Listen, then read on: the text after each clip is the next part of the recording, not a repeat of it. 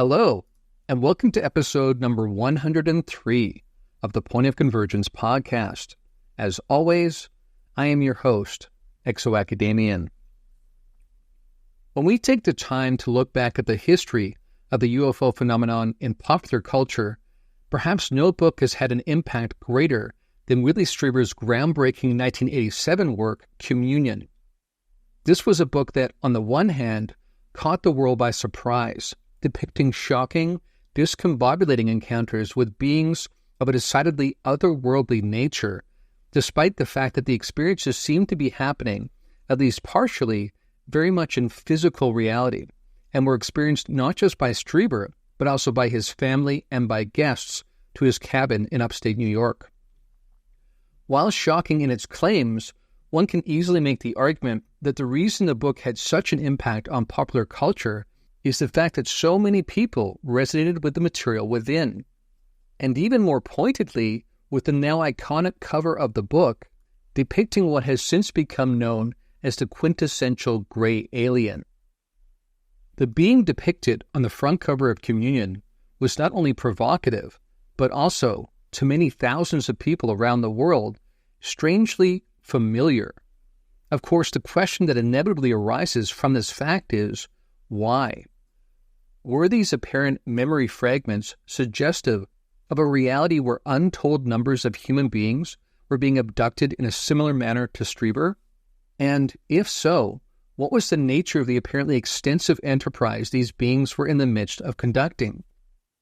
Perplexingly, while elements of the encounters seemed to be happening in something like an alternate state of consciousness or in an alternate ethereal realm, other elements involving medical examinations and the extraction of reproductive genetic material seem suggestive of a much more down-to-earth purpose, perhaps involving the hybridization program that has become such a linchpin of our contemporary understanding of the phenomenon. These questions were of paramount importance in 1987 when this book was first unleashed upon the world. Since then, the significance of the material has only become even more pressing, as many of the future visions experiencers like Strieber had then have seemingly come to pass, suggesting we are even closer to some consequential turning point in human history, a moment these beings spoke so pointedly about. Because, to be clear, the encounters did involve warnings that seem particularly prescient in light of how things have unfolded in human civilization since the time of Strieber's initial encounters. But, we might ask, to what end? And in preparation for what? Who are these beings, and how are their efforts to not only interact with us, but perhaps even via the hybridization program, to chart a new evolutionary path forward, related to the events arising in our midst even as we speak, events that threaten our very place on the planet as we have known it? These are just a few of the questions we'll seek to engage with in this, the 103rd episode of the Point of Convergence podcast.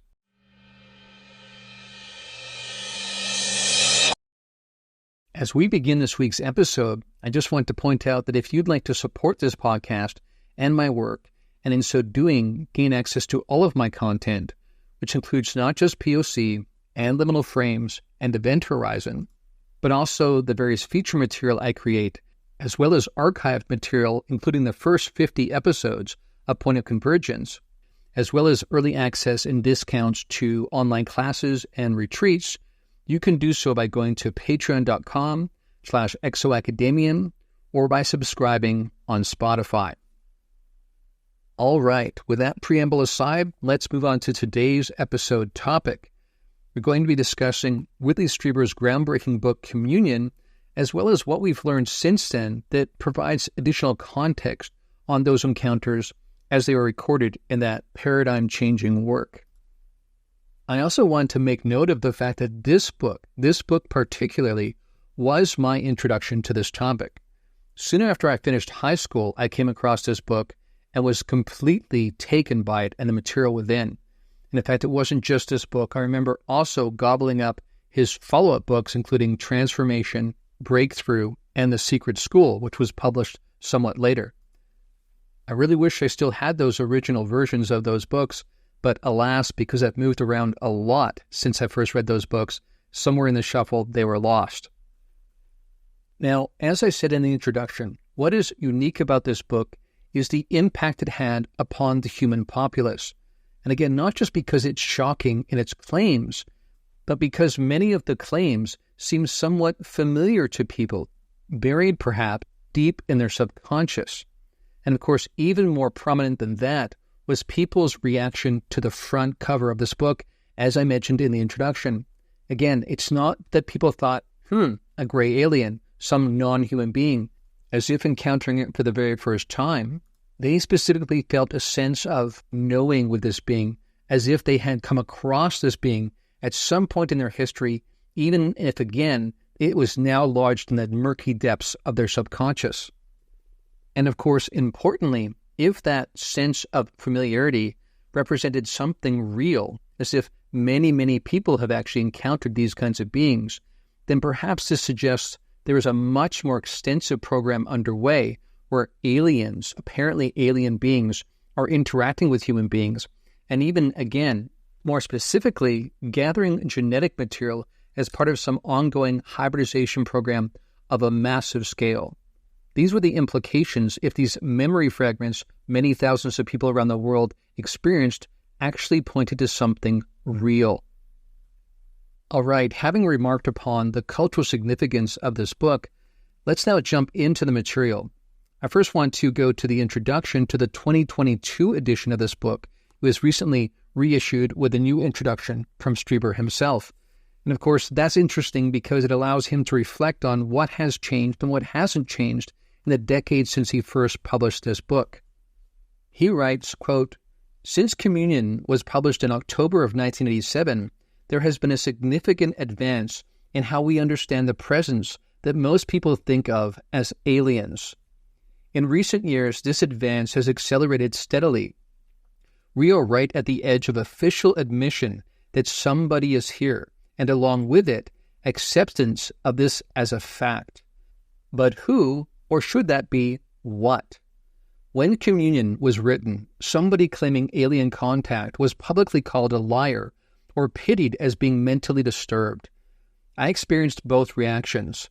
Only, more or less in secret, and to my great surprise, something else happened. As soon as the book was published, there was an explosion of interest. Derided and suppressed though it was, contact between human beings and the entities I had begun to call the visitors was not only happening, it was proving to be more widespread than anybody realized.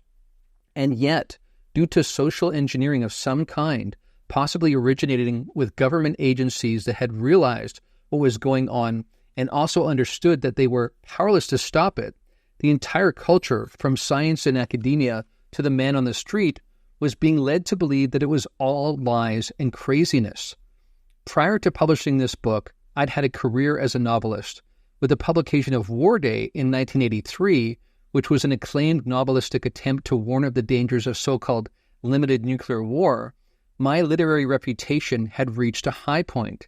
And now here I was claiming that I'd had contact with aliens.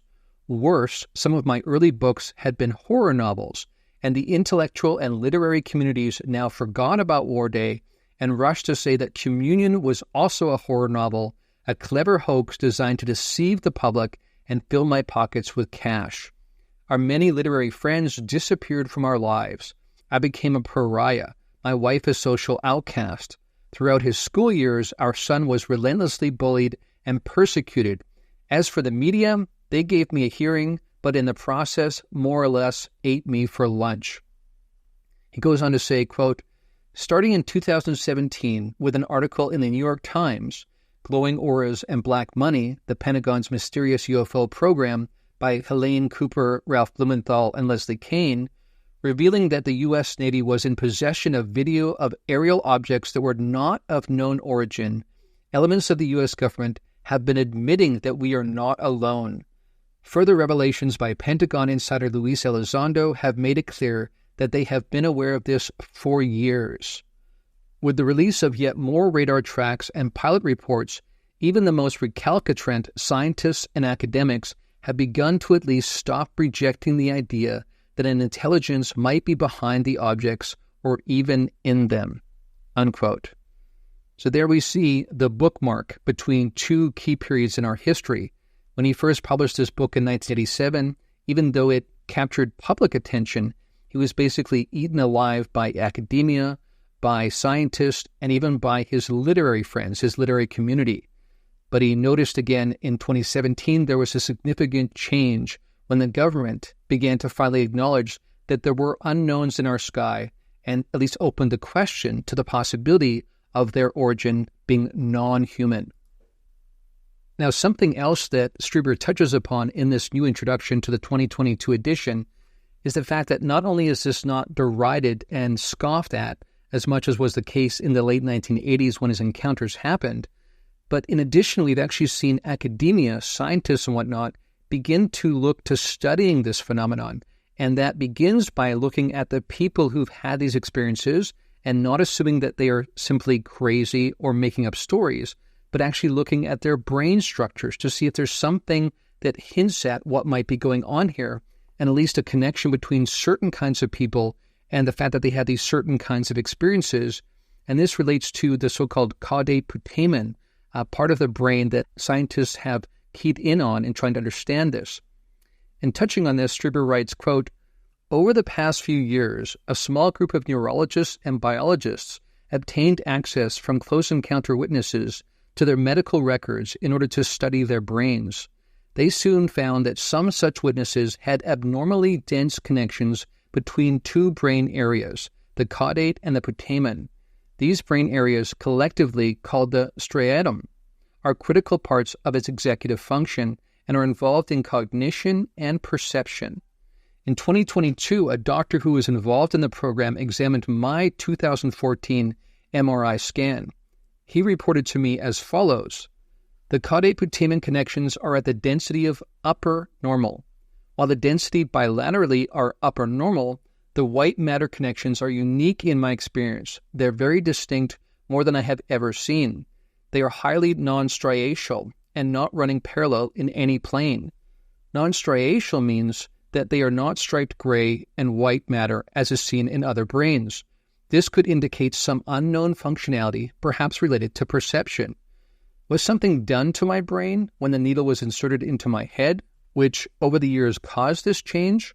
Or was this already present and not commented on by the earlier radiologists because it doesn't appear to be a pathology? Unfortunately, we cannot know, nor can we know whether or not the unusual structures in my and other brains somehow facilitates the encounter experience," unquote. Indeed, so here again we have kind of a chicken versus egg kind of scenario where these differences in brain structures are noted, but it's unclear at this point whether or not these have been produced by the encounters, perhaps even by some sort of augmentation process that takes place during the medical examinations, or if these were already that way and somehow the aliens or whatever they are, this non-human intelligence, or at least this non-conventionally human intelligence, we'll touch on that later, somehow knew this about these people, and that's why they picked these particular people for something to do with their enterprise. Again, that remains to be seen, but we should at least acknowledge this progress that the medical community, neurologists and whatnot, are looking into these potential biomarkers as we speak. As we've already discussed, most of the encounters that Strieber recounts in this book happened in the 1980s, and really just shortly before he actually began penning this book, trying to make sense of these encounters. But what he found in regression hypnosis, which again, other experiencers have also found, is that some encounters came up from the deep subconscious from much earlier in his life, from his childhood indeed. And again, this is something else we find, a trend we find amongst experiencers. On another podcast episode of PoC, I mentioned Robert Hastings. He was someone who for years was going around to college campuses before the internet was really much of a thing, trying to raise awareness about UFOs and nuclear facilities, trying to just make that nuts and bolts connection for people and pointing out the paramount importance of that fact. Only much later, decades later, in his 50s, I think, did he begin to have memories of encounters with beings when he was a child. Again, what's remarkable is he'd steered clear of the experiencer community, didn't want to pollute his message with accounts of supposedly strange beings and human interactions with them. He didn't want to muddy the empirical data of the fact that UFOs were showing up over nuclear facilities and sometimes shutting down silos with supposedly subjective accounts from people who may or may not have had encounters with beings. He didn't want to mess with that at all.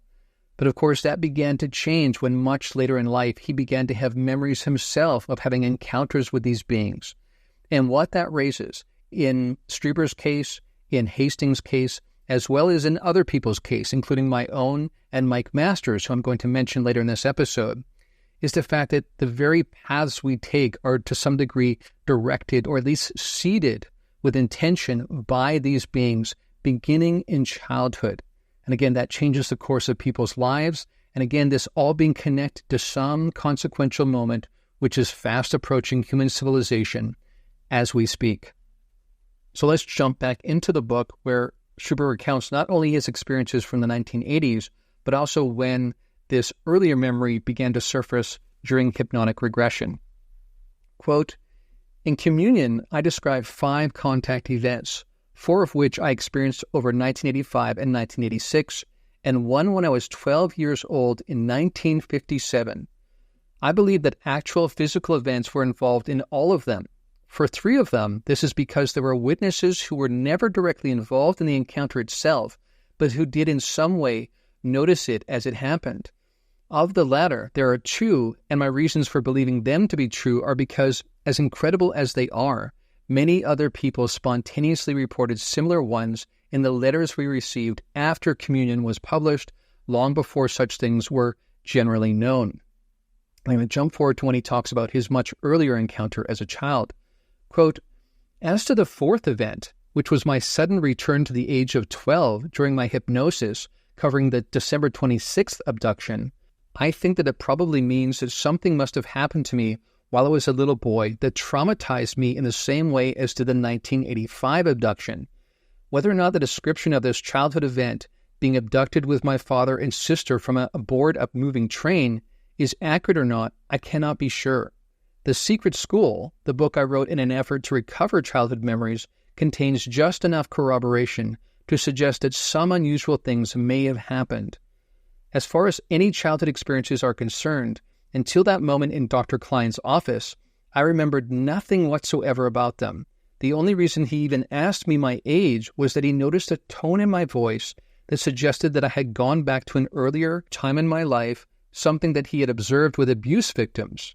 As to why anybody would forget something so extraordinary as a visit from aliens, my son, now in his 40s, doesn't remember anything about the childhood experience he described to us so extensively, and which in 2 cases I actually saw happen," unquote. And in reflecting on what we discussed earlier with the subconscious memories that were perhaps surfacing when many, many people saw the front cover of this book, again, this speaks to the fact that these events can be buried in the subconscious, even though they really did happen, even though there is corroborating evidence to establish the fact that they happened in physical reality. And that, again, makes us wonder how many people, perhaps thousands, perhaps millions, have had these very kinds of encounters and just don't have it as part of their conscious memory. Now, something I've remarked on many times on this podcast is how this topic leaves no other topic unscathed, how this becomes kind of like a gateway drug to an unraveling of reality as we have known it. This changes everything, our understanding of our history, of our future, of our origins, of the nature of life and death, and the very fabric of reality itself.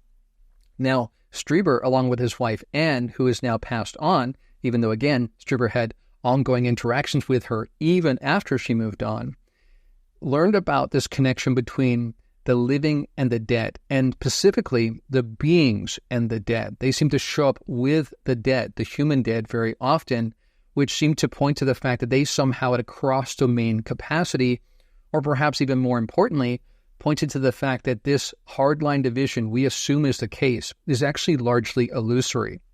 And Strieber talks about one of these kinds of encounters in this book as well. A quote from the book again, quote, "The 5th event involved me seeing an old friend sitting with the visitors in the woods during the moments before I went flying up into their craft. Of all things, he carefully explained to me that the exhaust manifolds on the then top-secret stealth aircraft were defective and would lead to crashes of the test aircraft. And then he notes, in July of 1986, an F-117 did crash near Bakersfield, California. As he had been a CIA officer, I thought perhaps that I had been drugged, which had caused me to see all these weird creatures. I thought this because I'd published a book called War Day a few years before, which had angered some powerful political figures, and I'd been warned by one Senate staffer that such people weren't above playing quote-unquote dirty tricks. In any case, I phoned him. His number was disconnected. I then called his brother and got a shock. My friend had died the previous March, so I decided that whatever had happened, it hadn't involved him. I left it out of the original book. Even now, I would assume either that it was a misperception on my part or something that they had tricked me into believing, except for what has happened since. As has become clearer and clearer over the years, this whole immense phenomenon has almost certainly also to do with what we think of as the human dead, who are not supposed to exist at all. In fact, in order to study it effectively, we are going to have to revise the understanding of reality that has emerged in Western thought since the Age of Reason began in the 18th century.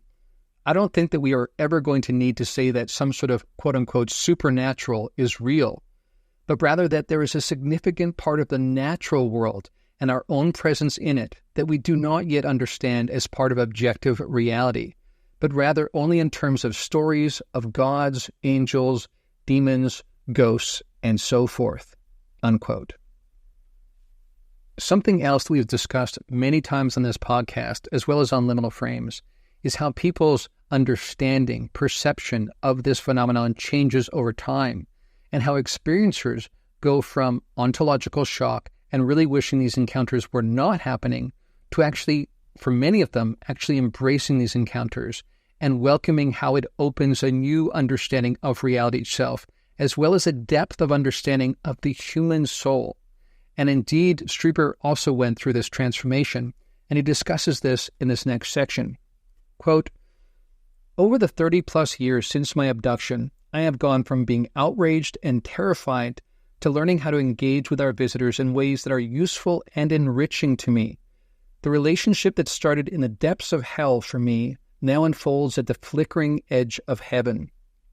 This awful thing that overturned my life completely has become the most valuable resource in terms of the growth of knowledge, psyche, and spirit that I can imagine. In short, I have made my relationship work, and fortunately, I am not alone. Many of us, starting out as I did, have come to similar results.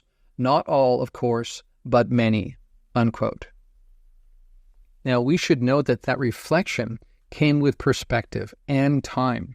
That reflection was authored decades after the initial encounters. In this next section, we're going to read from his initial reaction, what it was like and how overwhelming it was. And you'll notice a distinct difference in tone when he's first grappling with the encounters.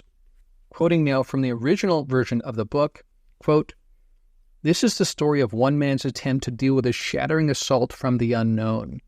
It is a true story, as true as I know how to describe it. To all appearances, I have had an elaborate personal encounter with intelligent non-human beings. But who could they be, and where have they come from? Are unidentified flying objects real? Are there goblins or demons or visitors? At first I thought I was losing my mind, but I was interviewed by 3 psychologists and 3 psychiatrists, given a battery of psychological tests and a neurological examination, and found to fall within the normal range in all respects. I was also given a polygraph by an operator with 30 years' experience, and I passed without qualification. I had been indifferent to the whole issue of unidentified flying objects and extraterrestrials. I had viewed them as a false unknown, easily explainable as misperceptions or hallucinations. Now, what was I to think? The visitors marched right into the middle of the life of an indifferent skeptic without a moment's hesitation. Later, I found a large number of people who have had experiences similar to mine. Most of them were mentally stable. They did not cluster in any particular population group, but formed a cross-section of American society. I have met, among many others, a scientist, a policeman, and a federal officer who have had encounters, unquote. And the key here is that in that early process of trying to metabolize these encounters, Strieber, along with pretty much every experiencer, questioned his own sanity. And again, it was in finding corroboration from other people who had had very similar encounters, recounting very similar elements, who did not know each other, who, like him, had no interest in the UFO phenomenon beforehand, and if anything, were perhaps dismissive of encounter claims. But when it happened to him, he was forced to reckon with it, and when he talked to others, he found similar elements and began, along with them, to recognize that this was somehow happening in physical reality, that this was very much, quote-unquote, real. Now, in terms of the process experiencers go through to try to make sense of these encounters, very often they begin by assuming these are dreams. This is partly because the nature of the experiences seems somewhat dreamlike, and so that lets them believe that that could be the case. They also, of course, don't want to think this could be happening in physical reality, because that involves a loss of agency and a loss of sense of control altogether. And people do not want to face that, so it's simpler to keep it in the land of dreams. But unfortunately, that doesn't work so well, because eventually something arises, often a physical sensation or some sort of physical effect in people's physiology that makes it clear to them that something is real, something's happening beyond just in dreamlike states. And Strieber talks about this in this next section. Quote, "On the afternoon of January 3rd, we were skiing when I got a pain behind my right ear. It was a sensation similar to what happens to one's jaw when Novocaine wears off after a session in the dentist's chair. My skull ached and the skin was sensitive. In the middle of the sensitive area, my wife could see a tiny pinpoint of a scab. I believe that the combination of the infected finger, the rectal pain, and the aching head were what finally brought my memories into focus. The confused swirl resulted into a specific series of recollections, and when I saw what they were, I just about exploded with terror and utter disbelief. One of the memories would come into my head, linger there for a moment, then leave me with my heart pounding, gasping, sweat pouring down my face. I thought that I had lost my mind. For half of my life I had been engaged in a rigorous and detailed search for a finer state of consciousness. Now I thought my mind was turning against me, that my years of eager study of everything from Zen to quantum physics had led me into some strange and tragic byway of the soul. As soon as I had them in focus, my memories became perfectly vivid, as vivid, say, as childhood memories become when one chooses to draw them out of the mental file where they are hidden. I sat at my desk trying to make sense of what could not make sense. I thought, quietly and calmly, you may be going mad, or you may have a brain tumor. You've got to find out which it is and take whatever steps are necessary. And then I rested my head on the desk and, quite frankly, cried. For a couple of days I lived with it. Maybe the quote-unquote symptoms would subside. Then quite suddenly, one afternoon, I recalled the smell. Their smell. It came back to me as clearly as if I had inhaled, if not one moment before. More than anything except discovering that I was not alone with my experience, that totally real memory saved me from going stark, raving mad." Unquote. We're now going to explore a section of the book where Strieber goes into memories that were uncovered by way of hypnotic regression. Now, to be clear, this is a controversial method. Some people are for it, some people are against it. Again, as I've said before, I think it can be a powerfully effective tool when done right. And to be clear, not every hypnotic regressionist is equal in their skill in terms of how they conduct these regressions. So if you're thinking about it, ask around and find someone who is reputable. Now, Strieber himself wrestled with whether or not to do this, whether or not to engage in hypnotic regression to try to make sense, better sense, and perhaps uncover additional memories as part of his process. He writes, quote, "We just don't know enough about hypnosis to call it a completely trustworthy scientific tool in a situation like this. While Don Klein certainly didn't ask provocative questions, there was always the possibility that I was unconsciously eager to comply with an outcome that I might secretly have longed for. I might want powerful visitors to appear to save a world that I'm pretty sure is in serious trouble. I'd spent the past 3 years working on books about nuclear war and environmental collapse. I knew full well that we are going to have a really rough time in the next 50 years. Maybe the idea of visitors coming along and saving our necks was more appealing to me than I might consciously have wished to admit. Maybe I hid my desperation from myself in order to live and raise a child with anything like a happy heart." Unquote. Now, again, I would go a step deeper here and suggest that the concerns that Strieber had about nuclear war, about environmental collapse, were themselves seeded in part by these beings. Again, that's been part of my experience. It's been part of the experience of other people I've talked to, that the very things that motivate us in life have been seeded to some extent. And it's worth noting that it was actually Strieber who penned what eventually became the movie The Day After Tomorrow that talks about sudden climate change and the impacts.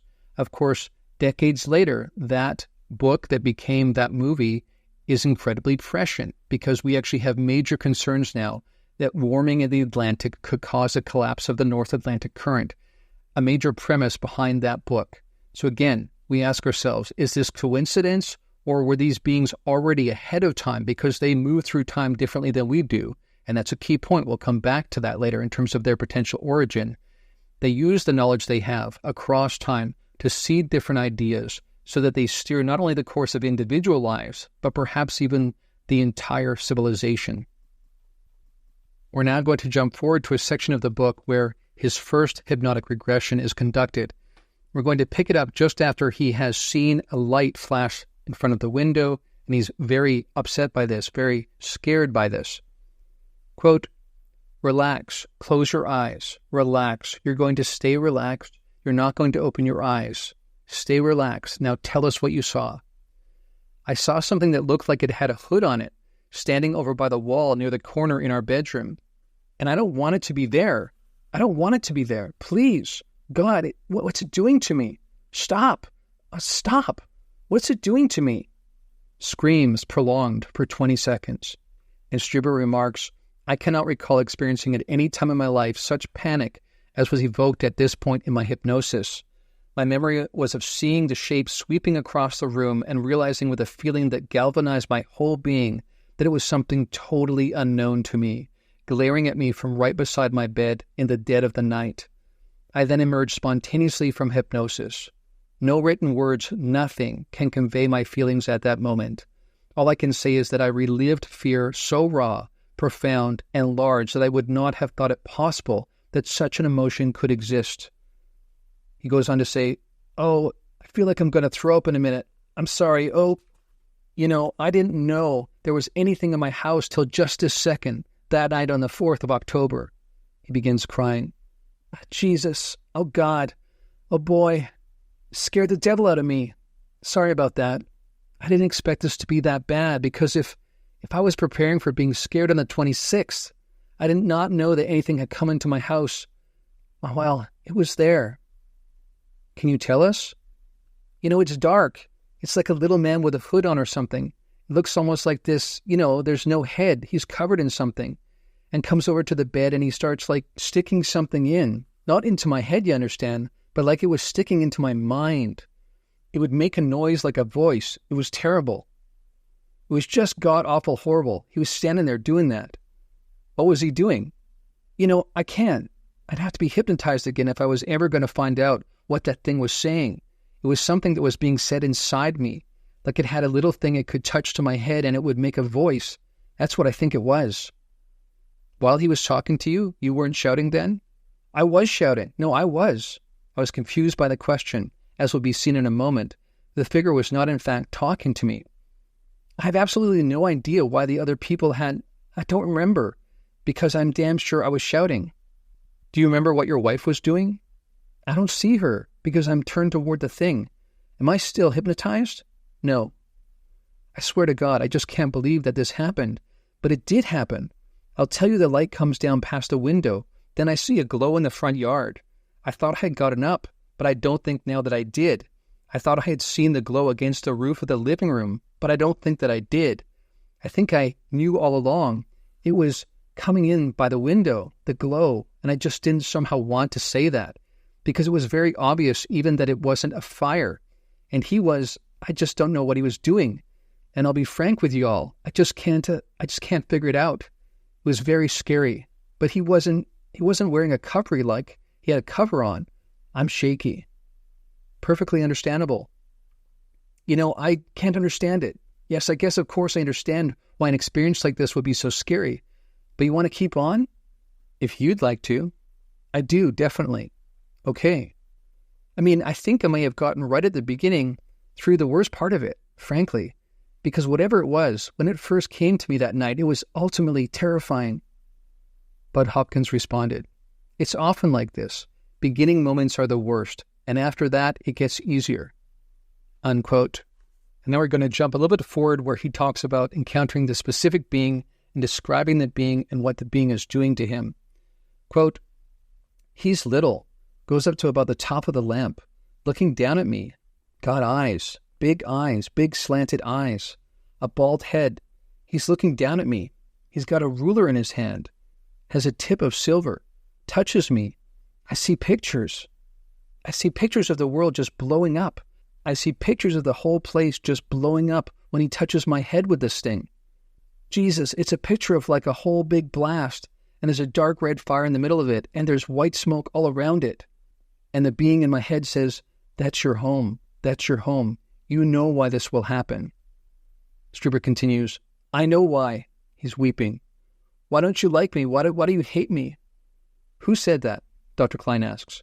"I said that. Why'd you just put that thing on me, and it has the whole world blowing up? That's what I want to know. What is this about? What is it about?" Felt a sharp internal question, wordless. "I don't know what it's about. When is this going to blow up? What's going to blow up?" And then the doctor asks him, "Why did he show you those images?" "I don't know why he showed me those images. To be frank with you, they are the most dreadful images. I'll tell you the truth, what I feel. I think he showed me images of the future of our world. That's what he showed me." Unquote. So again, this is why hypnotic regression can be so helpful, because not only can it uncover additional memories, but also adds further context to conscious memories.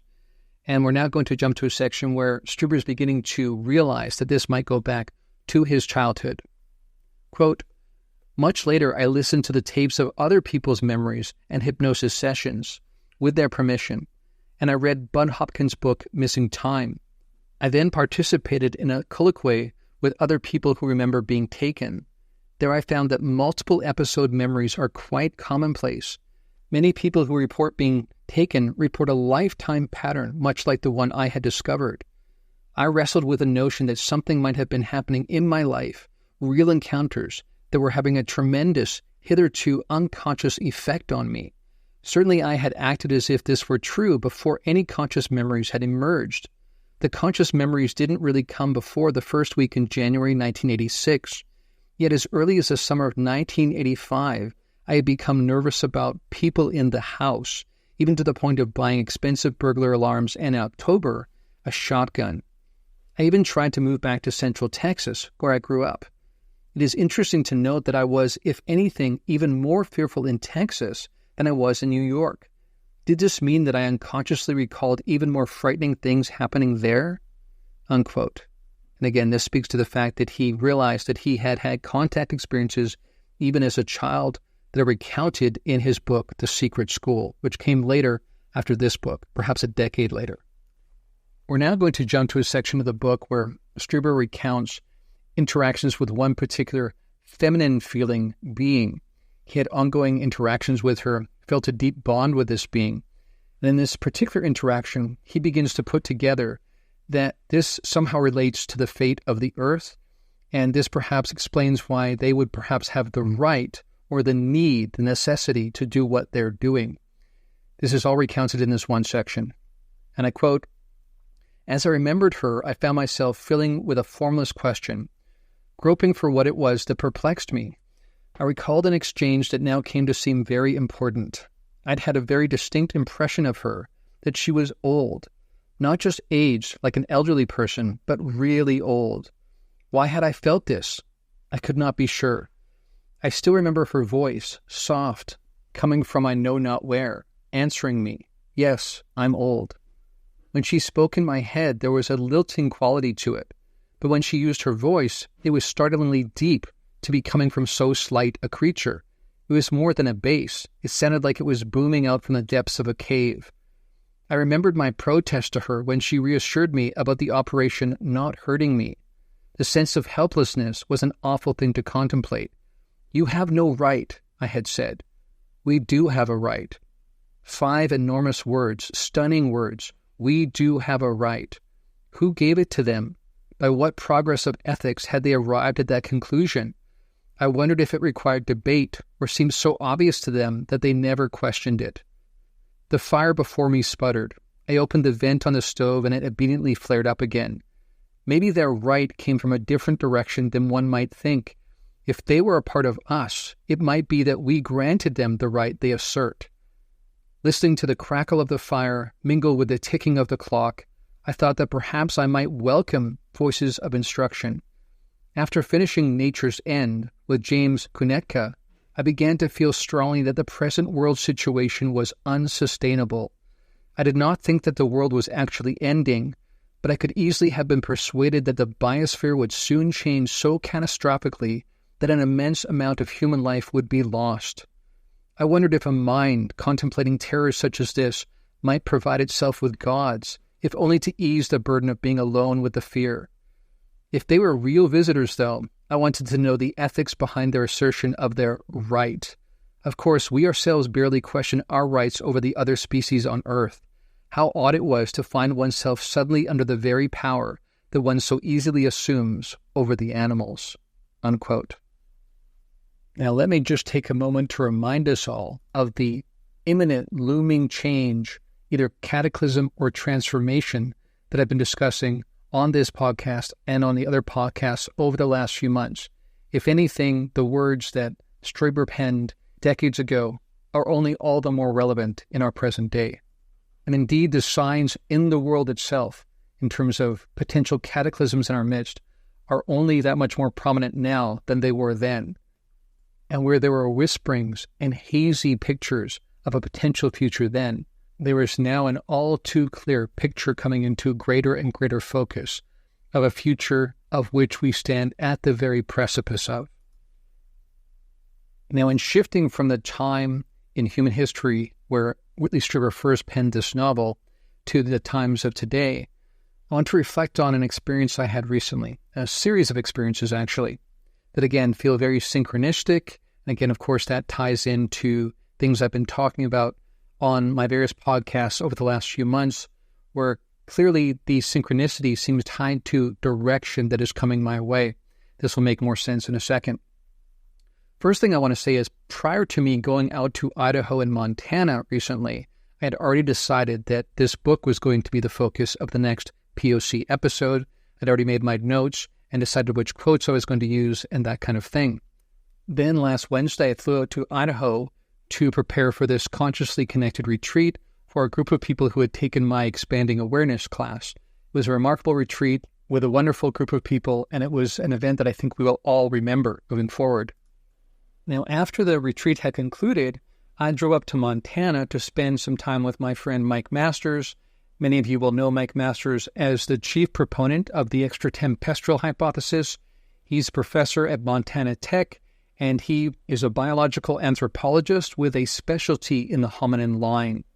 And of course, that becomes central to his role, where he has made the case for the extratempestrial hypothesis, which is his term to describe the fact that these gray aliens might very well be our future progeny, that they are in fact future humans, or as I call them, neo-humans, who represent a further point in the evolutionary trajectory of modern Homo sapiens sapiens. And of course, this ties into, of course, intelligence circles, giving information that I discussed on 3 different podcasts a couple of years ago, suggesting that even in those circles, this was understood to be the case, that there were groups of these future humans that were here to address some major event that was about to arise in human history. Now, speaking of that coming future event, one of the many conversations I had with Mike involved he, his wife, and I sitting up on his hillside in his backyard, watching this spectacular sunset over the majestic mountains that surround Butte, Montana. And we were all discussing the state of the world in the sense that it was not difficult to imagine that we were at the precipice of something transformational and potentially something catastrophic, that things cannot carry on as they have been for very much longer. We all had that sense. Now, another one of the conversations that Mike and I had was about our contact experiences. Mike, of course, recounted his experience both at the Inquire Anomalous conference, and he also talked about it on a recent Jesse Michaels documentary. And this was the first time that he and I had a chance to discuss our encounters in detail in person. We've been wanting to do this for a couple of years and finally got a chance to. And what was compelling to me, and I think to him as well, was how similar our encounters were and how similar the intelligence we were connected to seemed to be. For instance, we both had a sense that this was a collective intelligence, that they was a better way to describe them than he or she. Now, of course, another remarkably synchronistic tie-in here is that Mike's journey began with this book, with communion, in many ways, because it was when he was a child and saw his dad's copy of this book with this apparently gray alien, quote-unquote, on the front cover, that he remarked, that being must be related to us somehow. And of course, in retrospect, he understands that that notion, that idea, was seeded to him by this intelligence. And that, of course, began an entire history for him that led into him getting a PhD in this, becoming a world-renowned authority in this area, so that he could make this very case, so that he could begin to make these connections, that these beings are our future descendants, that they themselves are a type of human being, and that in that sense it absolutely ties into the very things that Whitley was wondering about in his book. How are we connected to them? Have we somehow given them permission because we are all connected somehow? Is this future that it's arising, that they're trying to shape, connected to a better circumstance for them and for us because we are intrinsically connected across time? And isn't it remarkable that my journey began by coming across this book just after finishing high school? And Mike came across this book when he was a child, seeing his dad's copy, and that put him on the path where he went on to become a biological anthropologist who would make this case, and so compellingly so, based on his expert analysis, to the world, to shift our understanding about the nature, at least of some of these beings. And I want to add, of course, that when he talked about whether or not he should discuss these things, he got a clear affirmative from them that they wanted him to continue. Indeed, the intervention, you could call it, that they engineered where people channeled information to him was all about their sense of the importance that he continue this work, that he continue to make this case. So again, both of our histories are tied back to this book. Both of our histories are tied to this intelligence that seems very similar, that has guided both of us, that continues to guide us, that we can trace both of our histories back to much earlier points in our lives. And while some people might look at our stories and wonder if we feel a lack of agency, that we've been led all along, we both actually feel, and we talked about this, privileged to be part of a move in consciousness that is beyond us, that we are a part of, but it also transcends us. That provides a sense of meaning and purpose that is deeply compelling, and we both feel that. Now, as if that series of conversations between Mike and I wasn't already profound enough, I had one more experience on my return trip from Idaho back to where I live in North Carolina that really cemented this for me. And it was a remarkably synchronistic experience where I felt like, again, a message was being communicated to me that basically underlined the validity of the extratempestrial hypothesis. Now, again, both Mike and I even discussed the fact that we as human beings in our modern times really still don't understand time. And very often the beings do communicate that we don't understand time, that it functions differently than we understand. But somehow this is in the mix. Time is central to this, and they are in our relative future, certainly. And this prompted me, this experience I had on the plane flying home, to write the following on social media. I said, quote, I experienced a profound synchronicity while flying home yesterday, related specifically to a conversation I had had with Mike Masters during my trip regarding time travel, the Greys, and the front cover of Strieber's Communion, which was already going to be the topic of this week's PoC episode. This was one of those moments that felt unequivocally like a breadcrumb left along my path to help me see the bigger picture, unquote. So what exactly happened?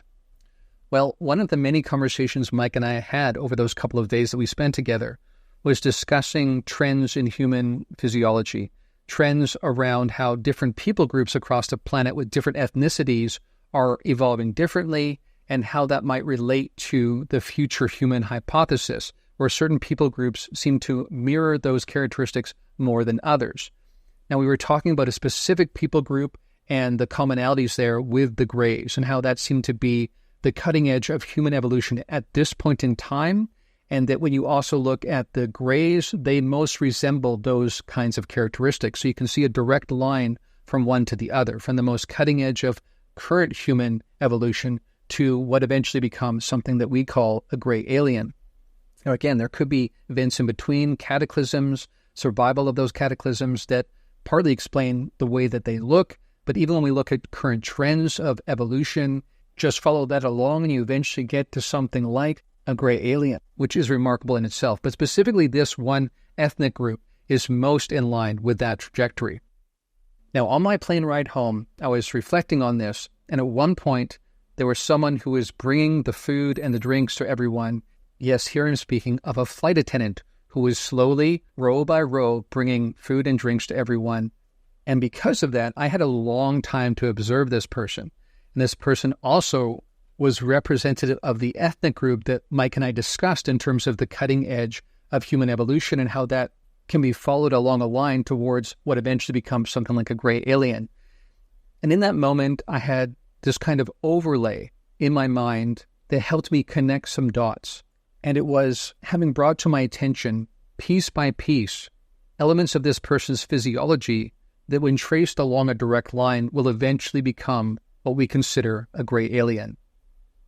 So the synchronicity was around the fact that I saw a person who represented the very kind of ethnic background that Mike and I have been discussing. And in this overlay mentally, I was shown how that relates directly to who these beings become in the future. These beings that, again, colloquially we've referred to as gray aliens. And not only did I get a chance to see this person in a fleeting moment, but I saw this person over about 20 minutes where I could study them and where this overlay was happening in real time because they were moving slowly up the plane aisle, going from row to row to row. And I knew in that moment that was a direct connection to the conversation we'd had earlier, which ties into this entire stream of synchronicity that has been part of my life over the last months and years, tracing back, you could say, to my very early childhood. And again, Mike can also point to that kind of trajectory in his own life.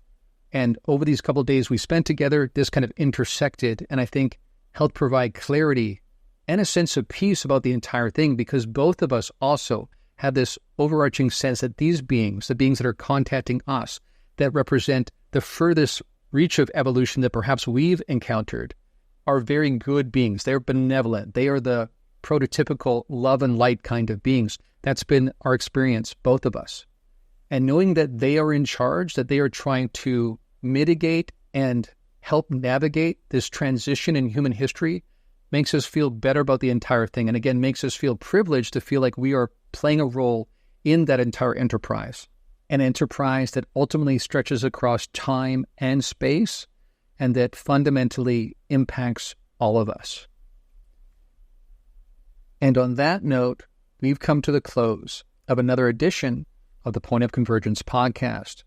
If you'd like to support this podcast, you can do so by going to patreon.com/ExoAcademian or by subscribing on Spotify.